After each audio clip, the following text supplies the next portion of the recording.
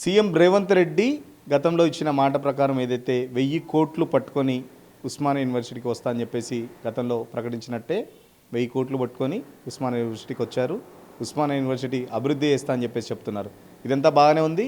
But Osmania యూనివర్సిటీలో రేవంత్ రెడ్డి ప్రసంగం సంబంధించి, రేవంత్ రెడ్డి స్పీచ్కి సంబంధించి చాలామంది అభ్యంతరాలు వ్యక్తం చేస్తున్న పరిస్థితి. ఇదే అంశంపై మనతో మాట్లాడడానికి ప్రొఫెసర్ గాలి వినోద్ గారు ఉన్నారు. సార్ నమస్తే. ఎట్లా చూస్తున్నారు రేవంత్ రెడ్డి ప్రసంగం? విద్యార్థులకు చెప్పిన మాటలు చూస్తుంటే ఇంగ్లీష్ మాట్లాడకపోయినా పర్లేదు, చైనా వాడు మాట్లాడుతున్నాడా, జపాన్ వాడు మాట్లాడుతున్నాడా, వాళ్ళు ప్రపంచాన్ని ఏలేస్తున్నారని చెప్పేసి మరి ఏం చెప్తారు మరి మీరు? అంటే రేవంత్ రెడ్డికి ఇంగ్లీష్ రాకపోతే ప్రపంచంలో ఉన్న వాళ్ళందరికీ ఇంగ్లీష్ రాదా? రేవంత్ రెడ్డి అనే దద్దమ్మకి ఇంగ్లీష్ రాకపోతే ఇక మొత్తం ప్రపంచంలో ఉన్న అందరు దద్దమ్మలేనా? ఇవాళ చాలా స్పష్టంగా ఇంగ్లీష్ అనేది ప్రపంచ భాష, కమర్షియల్ భాష. ఇవాళ ఆ భాష రానోడు నువ్వు ప్రపంచంలో ఎక్కడికి వెళ్ళలేవు.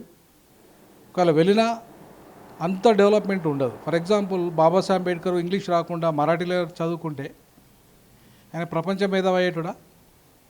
మొత్తం ఇవాళ సైన్స్ అండ్ టెక్నాలజీని కనుక్కున్న ఇన్నోవేషన్స్ అన్నీ కూడా ఇంగ్లీషు వచ్చిన వాళ్ళే.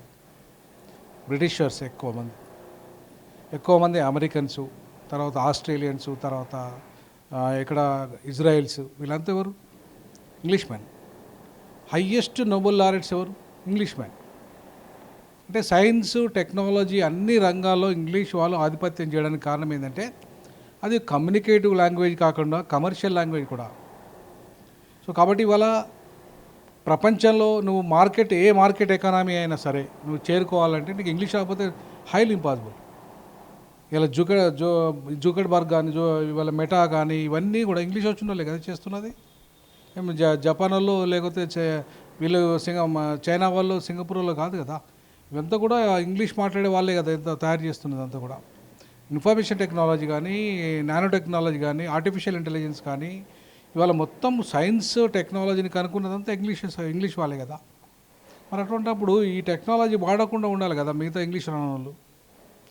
చదువుకున్న మాలాంటి వాళ్ళకు కూడా ఇవాళ ఒక ఏదైనా లాంగ్వేజెస్ గురించి ఇంగ్లీష్ కనుక మనం రాకపోతే ఆ లాంగ్వేజ్ని మనం అర్థం చేసుకోలేం, టెక్నాలజికల్ లాంగ్వేజ్ని కూడా. మన అట్లాంటి పరిస్థితులలో ఒకవైపు వాళ్ళ రాహుల్ గాంధీ దేశమంతా తిరుగుతూ English only the language which can liberate the Bahujans అని చెప్తున్నాడు, ఎస్సీ ఎస్టీ బీసీ మైనారిటీస్ అని. ఆయన మరొకవైపు ప్రొఫెసర్ కంచాలయ్య మొదటి నుండి మొత్తుకుంటున్నాడు ఆయన ఇంగ్లీష్ వల్ల లిబరేషన్ వస్తుంది బహుజనులకని. మరి ఆయన అంటే వాళ్ళ రాహుల్ గాంధీ మరి గొప్పోడు అంటే మేధావా లేకపోతే ఈయన మేధావి అర్థం కాలేదు నాకైతే. ఎందుకంటే రేవంత్ రెడ్డి ఇంగ్లీష్ రాకపోయినా చైనా బాగుపడుతుంది, కానీ చైనా అక్కడున్న టెక్నాలజీని వాడుకొని బాగుపడుతుంది. ఎవరైతే ఇంగ్లీష్ వాడు కనుక్కున్న టెక్నాలజీని కనుక్కొని దాని ద్వారా ఉత్పత్తి చేసి బాగుపడుతుంది. ఇవాళ చైనా వాళ్ళు కొత్త కనుక్కోవట్లేదు అని అనట్లేదు, ఉత్పత్తిని చేస్తున్నారు వాళ్ళు. కానీ ఉత్పత్తి మిషన్స్ కనుక్కుంటూ ఎవరు? నీ ఉత్పత్తి చేయాలంటే ఒక మిషన్ కావాలి కదా. ఆ మిషన్ ఎవరు కనుక్కుంటున్నారు? అది దాంతో కదా నీ ఉత్పత్తి అయ్యేది. సో కాబట్టి వాళ్ళు ఉత్పత్తి చేస్తున్న చైనా కానీ, సింగపూర్ కానీ, జపాన్ కానీ ఇవాళ ప్రపంచ మార్కెట్లో వాళ్ళు అమెరికాను మించిపోయే పరిస్థితి లేదు. ఎవరి మాటలు పట్టుకొని ఆయన అంటున్నాడు కావచ్చు, కానీ సరే అమెరికా మార్కెట్ ఇలా చైనా మార్కెట్ చాలా చీప్ మార్కెట్ కాబట్టి ప్రపంచంలో ఎవడైనా కొంటాడు, వస్తువుని కొంటాడు. కానీ ప్రపంచాన్ని ఆధిపత్యం చేస్తుంది ఏ భాష? చైనా భాషనా? ఖచ్చితంగా అబ్సల్యూట్ ఇంగ్లీష్ భాషనే. 157 దేశాలు ఇవాళ ఇంగ్లీష్ మాట్లాడే దేశాలు ప్రపంచంలో. ఇంగ్లీషు క్రిస్టియన్ దేశాలు, సైన్స్ అండ్ టెక్నాలజీని కనుక్కున్న దేశాలు ఎక్కువ శాతం. మరి ఆ దేశాలు ఇవాళ ఆధిపత్యం చేస్తున్నాయి ప్రపంచంలో, లేకపోతే చైనా ఆధిపత్యం చేస్తుందా, లేకపోతే సింగపూర్ ఆధిపత్యం, జపాన్ ఆధిపత్యం చేస్తుందా? ఏం మాట్లాడతాడు ఆయన? ఉస్మాన్ యూనివర్సిటీ అంతకుముందు ఉర్దూ మీడియంలో ఉన్నప్పుడు ప్రపంచానికి తెలిసిపోయిందా, లేకపోతే ఇంగ్లీష్ మీడియంలోకి వచ్చినాక ప్రపంచం తెలిసిందా? ఉస్మానియా ఇన్నోవేషన్స్ ఉర్దూలో ఉన్నప్పుడు ఎక్కువైనాయా, లేకపోతే ఇంగ్లీష్ ఎడ్యుకేషన్ వచ్చినాక ఎక్కువైనాయా? ఉస్మానియా ప్రొఫెసర్గా నేను 20 ఏళ్ళు టీచ్ చేసిన వాడికి చెప్తున్నాను, ఛాలెంజ్ చేస్తున్నా. రేవంత్ రెడ్డి నీలాంటి దద్దమ్మలు ముఖ్యమంత్రులై, నీలాంటి రియలిస్ట్ దందాలు చేసిన వాళ్ళు ముఖ్యమంత్రులై ఇంగ్లీష్ భాష గురించి ఎట్లనే ఉంటుంది. నిజంగా నీకు చేతనైతే దమ్ముంటే నీకు నేర్చుకొని పోటీపడు. ఎవరితోని? కేటీఆర్తో పోటీపడు, లేకపోతే మీ రాహుల్ గాంధీతోనే పోటీపడు, ఇంకెవరితో పోటీపడు. ప్రపంచంలో ఇంకా అద్భుతమైన మీ ప్రొఫెసర్ కంచాయలతో పోటీపడు. అంతేగాని నీకు ఇంగ్లీష్ రావడం చేత కాదు, నేర్చుకోవడం చేత కాదు, అందరు నవ్వుతున్నారు ప్రపంచ వేదికల మీద నువ్వు మాట్లాడే బట్లర్ ఇంగ్లీష్తోని. సో కాబట్టి ఇవాళ అట్లాంటి నీకు సమర్థుని కాదు, నీకు లాంగ్వేజ్ నేర్చుకోవడం చేత కాదు, పరిపాలన 10 మంది ఐఏఎస్లో పెట్టుకొని పరిపాలన 10 మంది కాదు 100 మంది ఐఏఎస్లు ఉంటారు నీ దగ్గర. 10 మంది ఏం కర్మ, ముఖ్యమంత్రి ప్రధానమంత్రి దగ్గర ఉండడా, మోడీ దగ్గర ఉండరా మా ఐఏఎస్లు? వాళ్ళని పెట్టుకొని ఎవరైనా నడుపుతారు. నువ్వేంది అక్షర ముక్క రానోడు ముఖ్యమంత్రిగా పనిచేస్తున్నాడు, చేసిండు ఈ దేశంలో. అక్షర ముక్క రానోడు కూడా ఆయన మాత్రం మొత్తం తెలియకలోడు అనట. అక్షర ముక్క రానోడు పరిపాలించినది మాత్రం ఐఏఎస్లతో పరిపాలించినది మాత్రం గొప్ప తెలియకలోడా? అరే సొంత ఇన్నోవేషన్స్ కనుక్కొని ఇన్నోవేటివ్ థీరీస్ని కనుక్కొని సిద్ధాంతాలు కనుక్కున్న వాళ్ళు అంతా ఇంగ్లీష్ వాళ్ళు. సైన్స్ అండ్ టెక్నాలజీ అంతా కనుక్కున్నది ఇంగ్లీష్ ఎడ్యుకేషన్ ఉన్న వాళ్ళే. ఇవాళ వాళ్ళని కించపరిచే విధంగా ఒక ఆర్ఎస్ఎస్ మాట్లాడుతున్నాడు ఆయన, ఒక బీజేపీ అయినా ఆర్ఎస్ఎస్ అయినా మాట్లాడుతున్నాడు. మరి ఈయన కాంగ్రెస్ అయినా మరి బీజేపీ అయినా ఆర్ఎస్ఎస్ అయినా నాకు అర్థమైతే లేదు. సో కాబట్టి ఇవాళ రాహుల్ గాంధీని ఒకటే డైరెక్ట్గా సవాల్ విసురుతున్నా. రాహుల్ గాంధీ, నువ్వమ్మ బహుజనులకు ఇంగ్లీష్ వస్తేనే లిబరేషన్ ఉంటుంది, డెవలప్ అవుతారు. ఇంగ్లీష్ లాంగ్వేజ్ అనేది కూడా మన భారతదేశంలో మొత్తం అందరూ అడాప్ట్ చేసుకోవాలి. న్యూ ఎడ్యుకేషన్ పాలసీ దాంట్లో ఇంగ్లీష్ను ఇగ్నోర్ చేసిందని చెప్పి మీరు కదా మాట్లాడుతున్నారు. నిన్నగాక మొన్న పార్లమెంట్లో మాట్లాడాడు ఆయన. న్యూ ఎడ్యుకేషన్ పాలసీలో ఇంగ్లీష్ లేకపోవడం వల్ల ఇంగ్లీష్ను ధ్వంసం చేస్తున్నా మాట్లాడండి ఆయన, వీళ్ళ రాహుల్ గాంధీ. మరి ఈయనేమో ఇంగ్లీష్ అవసరం లేదని మాట్లాడుతున్నాడు. మరి ఇది ఎవరు దీంట్లో మరి ఎవరి మాట నమ్మాలి? నేను రాహుల్ గాంధీ మాట నమ్మాలా, రేవంత్ రెడ్డి మాట నమ్మాలా?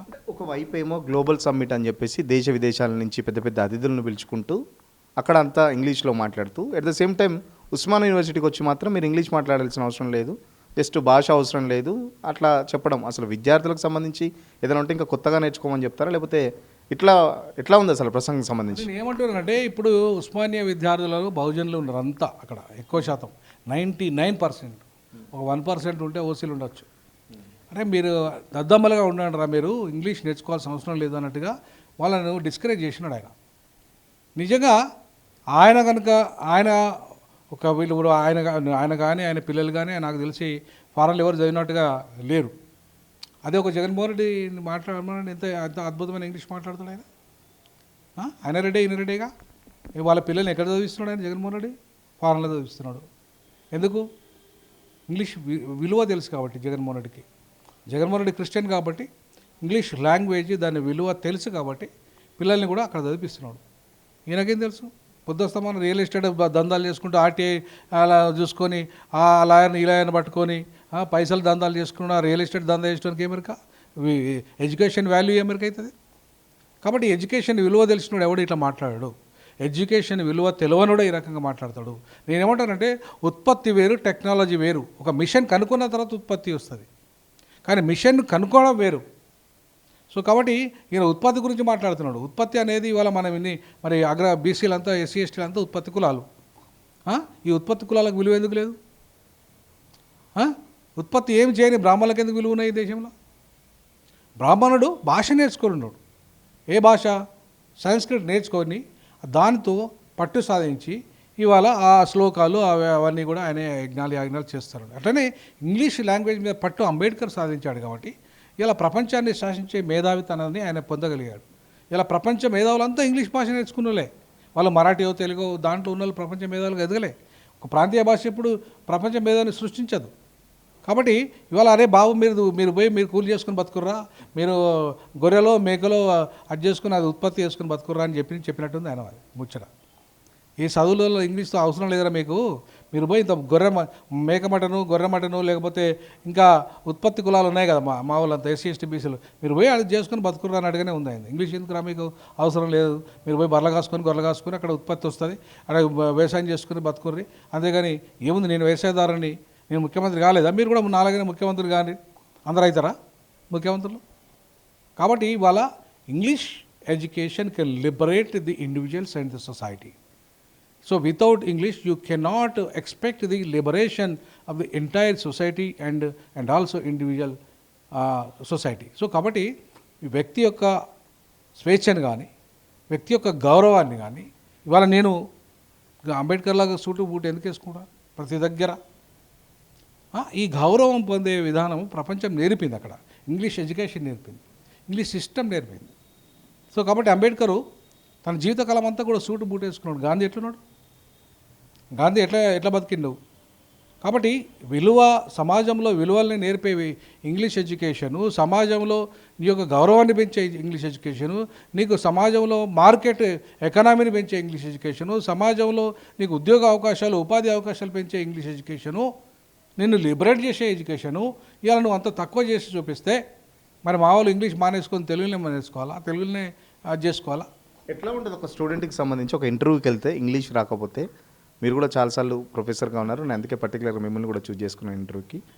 ఒక స్టూడెంట్కి సంబంధించి ఒక ఇంటర్వ్యూకి అటెండ్ అవుతాడు, అక్కడ ఇంగ్లీష్లో మాట్లాడు. తెలుగు మీడియం స్టూడెంట్లు దాదాపు రెగ్యులర్గా ఇలాంటి ప్రాబ్లమ్స్ ఫేస్ చేస్తూ ఉంటారు. దాంట్లో ఎల్ఎల్బి చదివిన పిల్లలు వాళ్ళకి ఇంగ్లీష్ రాకపోతే వాళ్ళు కోర్టుల సక్సెస్ గారు, వాళ్ళు ఇంటర్వ్యూలలో సక్సెస్ గారు, జడ్జెస్గా సక్సెస్ గారు, ఈవెన్ క్లాస్ రూమ్లో సక్సెస్ గారు, ఎగ్జామ్లో సక్సెస్ గారు, మేము పెట్టే ఇంటర్వ్యూస్ చిన్న చిన్న వైవాలు ఉంటాయి వాటిలలో సక్సెస్ గారు. అసలు ఎందులో సక్సెస్ కారండి? లా కానీ, ఫార్మసీ కానీ, మెడిసిన్ కానీ, all professional course are now in English education. English మీడియంలో ఉన్నాయి. అంటే నువ్వు మరి వాటిని తెలుగు మీడియం చదవమని చెప్పరాదు? అంటే మొత్తం ఇవి రద్దు చేయించి నీ తెలంగాణ రాష్ట్రంలో టోటల్ తెలుగు మీడియం ఎడ్యుకేషన్ పెట్టేసి మెడిసిన్ కానీ అన్నీ కానీ ఆర్ఎస్ఎస్ అంటుంది కదా, బీజేపీ అంటుంది కదా, మీరంతా కూడా ప్రాంతీయ భాషలను నేర్చుకోండి అంటుంది కదా. అంటే అర్థమైందంటే నీ వర్ణాశ్రమ కులధర్మాన్ని, నీ అంటరానితనాన్ని, నీది ఇవన్నీ కూడా పాటించాలంటే ఇంగ్లీష్ వల్ల లిబరేట్ అవుతున్నావు నువ్వు. ఇంగ్లీష్ వల్ల నీకు స్వేచ్ఛ ఎక్కువ పెరిగింది. అదే ప్రాంతీయ భాషలో ఉంటే ఇంత స్వేచ్ఛ, ఇంత జ్ఞానం రాదు మనకు, ప్రపంచం తెలియదు మనకు. సో కాబట్టి ప్రపంచ జ్ఞానిగా ఎదగకుండా అణిచివేసి, జ్ఞానాన్ని తొక్కిపెట్టేసి, బహుజనులు ఎదగకుండా చేసే ఈ ఉత్పత్తి కులాలను మీ ఉత్పత్తులు చేసుకుంటూ బతుకుర్రా. చైనా ఉత్పత్తి చేసుకుని బతకలేదా? జపాన్ ఉత్పత్తి చేసి బతకలేదా? నువ్వు కూడా ఉత్పత్తి చేసుకుని బతుకుర్రా. నీకు ఎందుకురా ఇంగ్లీష్ ఎడ్యుకేషను, నీకు ఎందుకురా లిబరేషను, నీకు ఎందుకురా కోటు బూటు సూట్ అని అడుగుంది ఈ రేవంత్ రెడ్డి.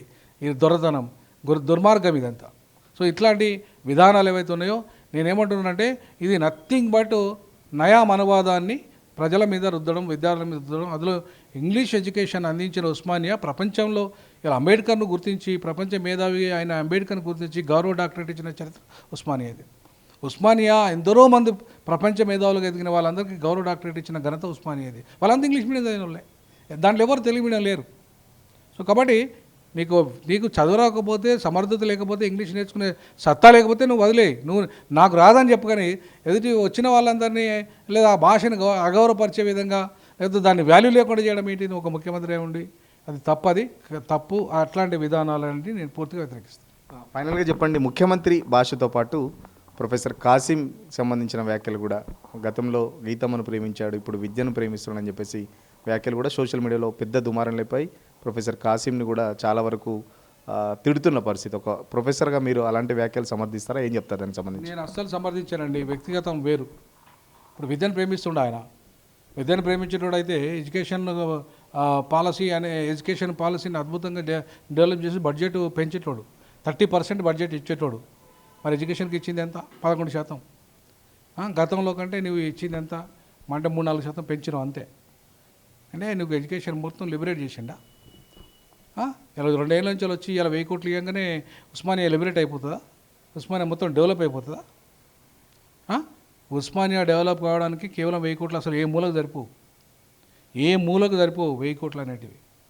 ఇవాళ ఉస్మానియా 1000 కోట్లు కావాలండి. ఈ ప్రపంచ విశ్వవిద్యాలయాలు మీరు వెళ్ళండి ఒకసారి, ఆక్స్ఫర్డ్, హార్వర్డ్. నేను వెళ్ళేసా. నేను లెక్చర్స్ ఇచ్చొచ్చా. నేను లండన్ స్కూల్ ఆఫ్ ఎకనామిక్స్ వెళ్ళాను, నేను కొలంబియా వెళ్ళాను, నేను ఆక్స్ఫర్డ్ వెళ్ళాను. అక్కడున్న బడ్జెట్ ఎంతో తెలుసా? మన రాష్ట్ర బడ్జెట్ కంటే ఎక్కువ ఉంటుంది వాళ్ళ బడ్జెట్. ఒక యూనివర్సిటీ బడ్జెట్ నేను చెప్పేది. ఎట్లుంటుంది బడ్జెట్? అంతంత బడ్జెట్తోనే ఒక్కొక్క ల్యాబ్, కోట్ల రూపాయల ల్యాబ్స్ ఉంటాయి అక్కడ. 100 కోట్లు, 1000 కోట్ల రూపాయల ల్యాబ్స్ ఉంటాయి అక్కడ. ఒక ల్యాబ్ వాల్యూ అట్లా ఉన్నాయి అక్కడ. నువ్వు తీసుకొచ్చి తిప్పి కొడితే 1000 కోట్లు తీసుకొచ్చి తీస్తే ఉస్మానియా యూనివర్సిటీ జీతాలు సరిపోవు, చక్క పెన్షన్లు సరిపోవు. 2 ఏళ్ళ నుంచి పెన్షన్లు వస్తలేవు వాళ్ళకి ఇవ్వడానికి కూడా సరిపోవు నువ్వు నీ 1000 కోట్ల అనగా. సో కాబట్టి ఇవాళ కాసిం లాంటి వాళ్ళు ఎవరైతే తెలుగు డిపార్ట్మెంట్ అధ్యక్షుడు, ఇప్పుడు ఆయన మాజీ హెచ్ఓడి అనుకుంటా, ఇప్పుడు ఆర్ట్స్ కాలేజ్ ప్రిన్సిపాల్, ఇప్పుడు ఆయనకు తెలుగు మీద అభిమానం ఉంటే ఉండని కాక అభ్యంతరం ఏం లేదు. తెలుగు భాష నేనేం కించపరచట్లేదు.